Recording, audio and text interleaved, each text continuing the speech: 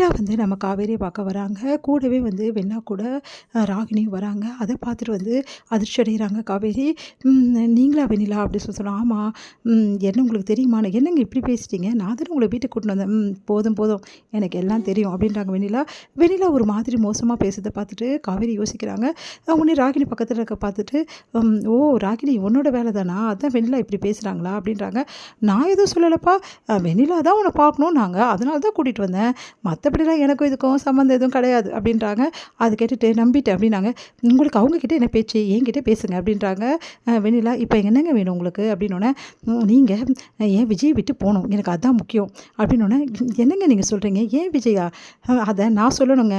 ஏன்னா நடுவில் வந்தது நீங்கள் தான்." "யாருங்க நடுவில் வந்தது?" "நீங்கள் தான் என் நடுவில் வந்திருக்கீங்க.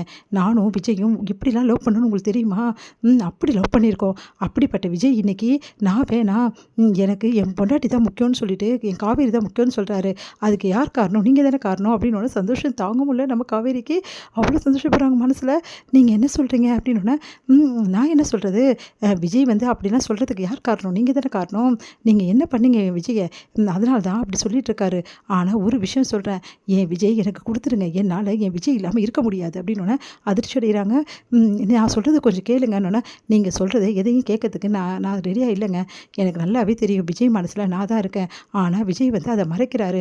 வேணும்னே என்னை வந்து வெறுப்பேற்றணும், எப்படியாவது வந்து உங்கள் பேச்சை கேட்டுட்டு இந்த மாதிரி வேலை பண்ணிகிட்ருக்காரு. நீங்கள் தான் விஜய் ஏதோ மிரட்டி வச்சுருக்கீங்க. எனக்கு நல்லா தெரியும். என்ன சொல்லி மிரட்டி வச்சுருக்கீங்க? இங்கே பாருங்கள், உங்களுக்கும் விஜய்க்கும் வந்து 2 பேருக்கும் கல்யாணம் நடக்கும்போது அவர் எதுக்காக அக்ரிமெண்ட் போட்டு உங்களுக்கு கல்யாணம் பண்ணார்? ஏன்னா அவர் மனசில் நான் இருந்தேன். அதனால தான் அப்படி பண்ணியிருக்காரு. அக்ரிமெண்ட் முடிஞ்சோன்னு போயிட வேண்டியதானே? அது தேவையில்லாமல் வந்து இப்போ ஏன் பிரச்சனை பண்ணிகிட்டு இருக்கீங்க? உங்களுக்கும் விஜய்க்கும் 1 வருஷம் கான்ட்ராக்ட் மேரேஜ் தானே? அதான் முடிஞ்சிச்சுல.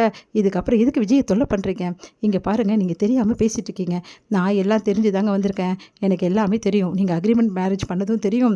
1 வருஷம் கழிச்சு விஜய் உங்களை போக சொன்னதும் தெரியும். உங்களுக்குள்ள 2 பேருக்குள்ள எதுவுமே இல்லை. ஆனால் விஜயை நீங்கள் விடாமல் தொல்லை பண்ணுறதால தான் விஜய் வந்து உங்கள் கூடயே வாழ்ந்துடலாம்னு நினைக்கிறாரு. அது தப்புன்னு அவருக்கு நான் கூடிய சீக்கிரம் புரிய வச்சுருவேன். ஆனால் ஒரு விஷயம் சொல்கிறேன், விஜயை எக்காரணம் கூட நான் விட்டு தர மாட்டேன். விஜய் ஏன் விஜய்? என்னோட விஜய் என்னை யாருக்காகவும் விட்டு தர மாட்டேன். அதனால் என் வாழ்க்கையில் பிரச்சனை பண்ணாமல் மரியாதைங்க போயிடுங்க." அப்படின்றாங்க. அதை கேட்டுட்டு வந்து, "நிறுத்துறீங்களா?" அப்படின்னு ஒன்று அதிர்ச்சி அடைகிறாங்க. நானும் பார்த்துட்ருக்கேன், நீ ஓவராக பேசிகிட்டே போயிட்டுருக்க. என்ன நினச்சிட்டு இருக்கோம் மனசில்? என்ன வேணாலும் பேசுவேன்னு நினச்சிட்டு இருக்கியா?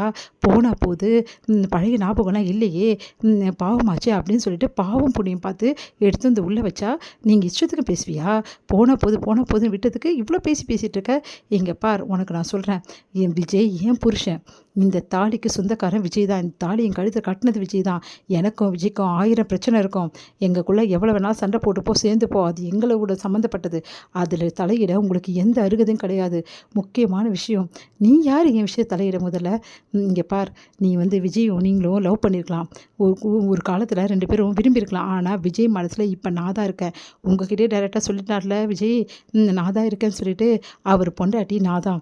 அவருக்கும் எனக்கும் உள்ள பந்தம் எக்காரணம் கூட அறுக்க சான்ஸே கிடையாது. அதனால் தேவையில்லாமல் வந்து பிரச்சனை பண்ணாமல், இந்த தேவையில்லாம இந்த ராகினி பேச்செல்லாம் கேட்டு ஆடாமல் மரியாதையும் இங்கேருந்து கிளம்பிடுங்க.